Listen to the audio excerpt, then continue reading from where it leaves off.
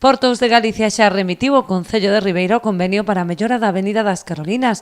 Unha vez asinado, dará comezo o procedemento para a licitación, que conta cun prazo de tramitación administrativa de 3 meses. A intención do Executivo é que, a pesar de poder tela adxudicada antes, agardar a que remate o verán para iniciar as obras, posto que se trata dunha vía moi transitada pola súa proximidade ás praias e o paseo marítimo.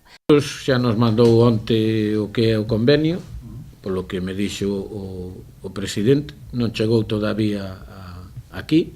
O normal que unha vez que se firme, pois se poda empezar a licitar a obra. Esa obra, aínda que vaya por procedimento simplificado, pois teñen unha tramitación que non baixa 2-3 meses. Ademais, pensando que se hai moito número de ofertas, hai que evalualas todas, polo tanto, inda que se pudera firmar antes do verán, non creo que sea oportuno ter o pueblo é unha zona tan importante en obras hasta o mes de setembro, non? Esa é a previsión inicial.